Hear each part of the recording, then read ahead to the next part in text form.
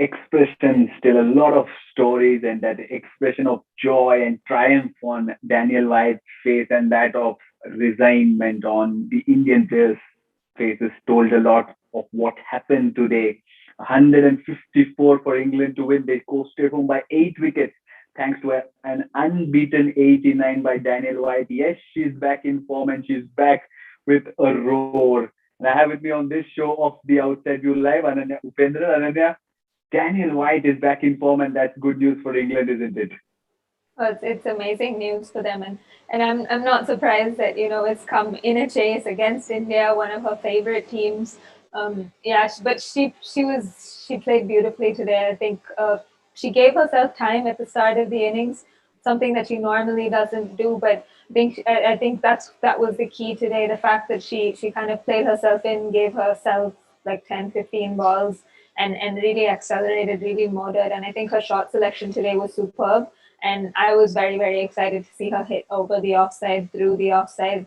When Danny Wyatt's hitting, getting a lot of runs on the offside, that she's in form, because that's where she scored a truckload of her runs. But what was very, very impressive as well was how she manipulated the field on the onside as well, how she came down the track. And it wasn't just going hammer and tongs. The fact that she kind of manipulated the field, whether it was using her wrists to kind of find the gap on the onside.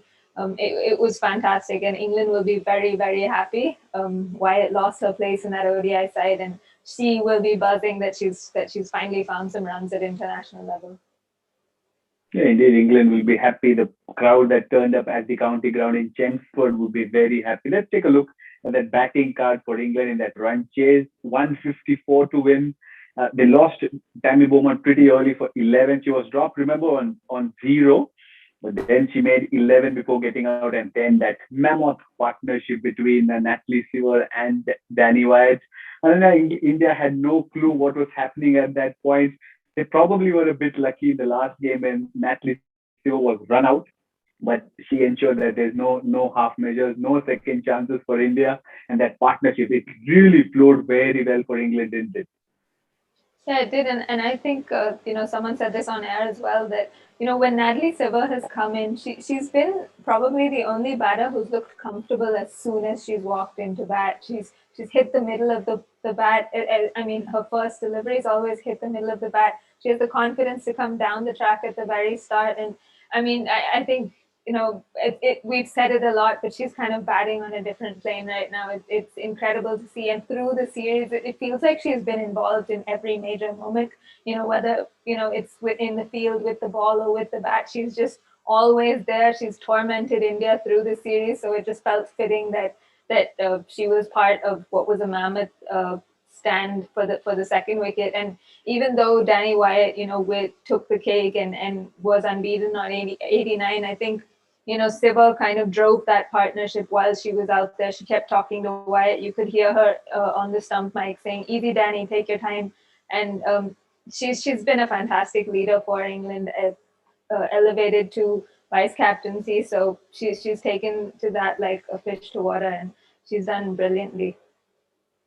Yeah, it's almost as if Natalie Sciver's form rubbed on to Danny White, but Daniel White might be under a lot of pressure because Emma Lamb, remember, in that Charlotte Edwards Cup, has been scoring heavily with the bat, opening the batting as well. And on the contrary, White was going through a lean phase, which happens with most cricketers. But to come and play an innings of this sort, because it seemed as if it could be a tricky chase, because India, the way they got to 153, I know different kind of batters, etc. But the effort that India needed to get to 153 meant that there was more than just a bit of a chance for India. So in that backdrop, to see the way Daniel White played was really good, wasn't it? I'm sure she would have felt the pressure. I mean, every time England went, whenever there was a Charlotte Edwards Cup game, you would hear or see the name of Emma Lamb. She's getting runs. She's in the wickets as well. So she's kind of banging on that door for selection. And you knew that if anyone's place is kind of under the scanner, it is Danny Wyatt. So I'm sure she would have come into this game under a lot of pressure. And it's not just because someone else is doing well, it's also because she has expectations and wants to score a lot of runs. So yeah, I think just to kind of uh, put in this performance under that kind of pressure was exceptional. But I think one of the important things is you said that yes, India kind of struggled to get to 150, and it was a very different type of innings from them. But I think what Dani Wyatt did was she took a leaf out of Smriti Mandhana's book. We spoke about how she accelerated quite late in the innings, that she was going at a runner ball early on and kicked on after that. And I think Wyatt probably looked at that template, gave herself a bit of time at the start, and then expanded from there. So it was an intelligent innings. It was obviously something that comes with experience, and um, I think the fact that Sciver kind of came in and found the middle of the bat, was able to find the boundary early as well, probably took a lot of pressure off her. She probably felt like she didn't really have to be the one who was driving that chase, that Natalie Sciver would do that. And as soon as she kind of found her feet, she found the boundary quite easily. I think the short boundaries forward of the wicket probably helped her as well, and the fact that India's fielders were very, very square straight must have helped her as well. Yeah, indeed, England take the multi-format series as well, apart from just the T20 as they win the multi-format series 10-6. Let's take a look at that Indian bowling card. Shikha Pandey bowled 3 overs, just 1 over for Arundhati Reddy, who was out injured. Ananya, but would you kind of say that the seam, I mean, India would have helped, it would have helped Harmanpreet Kaur had Arundhati Reddy been fit, because the spinners seem to struggle a bit today as well.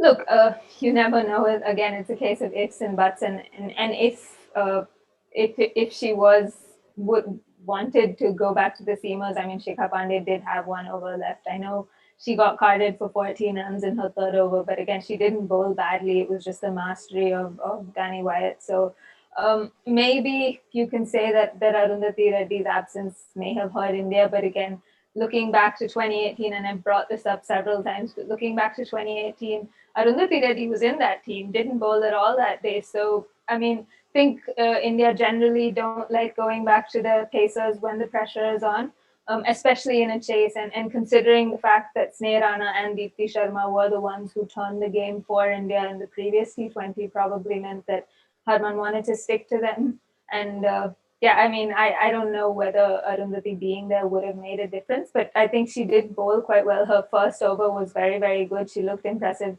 Same with Shikha Pandey. I think both of them looked in probably the best rhythm they've been in through the tour. So, had they gotten a couple of wickets early, or been given an extended spell at the start, maybe India would have, been on the winning side.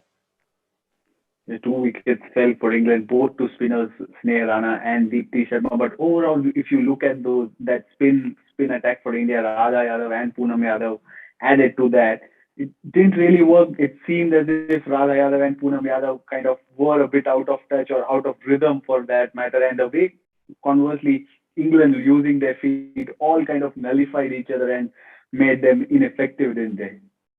Yeah, I think England, have really found a template that works for them against these spinners. The fact that all of them are very, very slow through the air. They either hang back or come, well forward. And they've started to employ the hard sweep very well as well. So I think it's just a mixture of how England probably have found a way to tackle them, but also, a lot of people are talking about the dew, the fact that, maybe they weren't able to grip the ball well.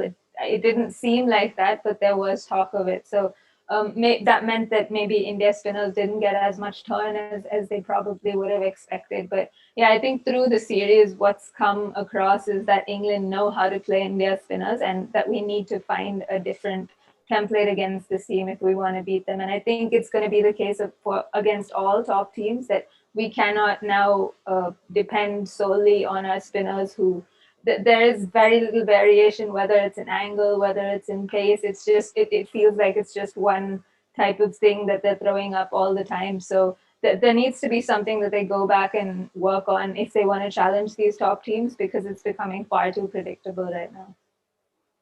Yeah, and if you talk about the three T20I series, 2 matches that India lost were both day-nighters. So isn't that also a bit of a factor, because they probably struggle to bat under lights as well as bowl under lights?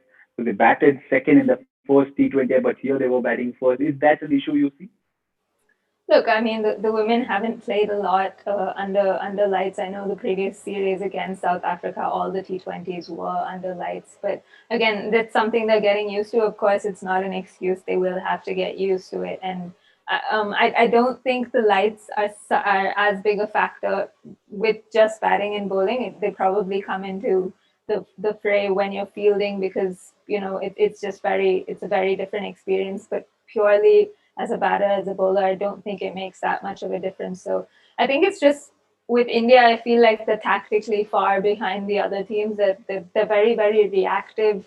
Whether it's with their field placements, their bowling changes, they go in with a lot of plans, that they put in place in meetings, but they don't seem to react quickly or find solutions on the field. So I think that's a major issue with them, and it's come to the fore in this series. But look, there are lots of positives to take. I think just the fact that or the Indian team have come into this series with little to no practice. They quarantined for 20 odd days in Mumbai and in England. So I think just the context, the fact that they challenged England continuously, probably not as much in some of the games, but I think they were always there and thereabouts. So there's a lot to take from the series. But yeah, there are a lot of things to improve as well going ahead. The 10-6 is the final scoreline. Had it been 8 all, it could have been, as Ananya said, counted towards being a win for India, given the background of how they reached here.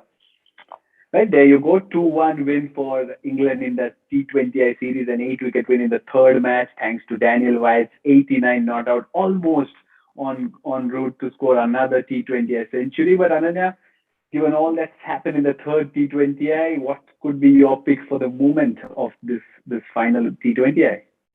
Well, look, that's really difficult because I mean, like I'm thinking back, and not one moment stands out to me. I think Wyatt's innings as a whole was just wonderful to watch. That I think that over where she took on Poonam Yadav was something that I really enjoyed. Hit her straight over her head, then hit her over extra cover. So those things. But I think just looking at this purely from a bowling perspective, that the send off that Catherine Brand gave Shafali Verma, I know there's been a lot of chatter around it, whether she should have done it or not. But I just think um, as long as she doesn't say anything, I'm happy. And it just shows that she's very, very passionate, and that I think it's a compliment to Shafali Verma, the fact that she's getting a send off at the 17. So yeah, that was probably my moment of the game. I knew it. I knew it. You'd pick that moment, not just because of the hashtag Team Pacer thing, but looking at how it panned out. Right, and there you go. It's 2-1. The series is done and dusted, the T20s, and that also concludes India Tour of England 2021. But remember, on this very show, the Outside View Live, we still have a bit more to you. So tomorrow, that's today, in fact, at 6 p.m. evening, let's meet for a review on her Hindi show, and then at 7 p.m., we'll again have Ananya as well as Vanita to kind of look back at how these three matches went, what worked for each team, what didn't, and lots of more. So do tune into us, and you also can ask your questions as well. So we'll put that out on our social media handle. You can reply to it, asking questions, giving your opinions, and we'll have a lovely chat and look back at the series that was. Thank you, Ananya, for joining us. We'll see you tomorrow, everyone. Thanks for joining. Till then, stay safe, take care.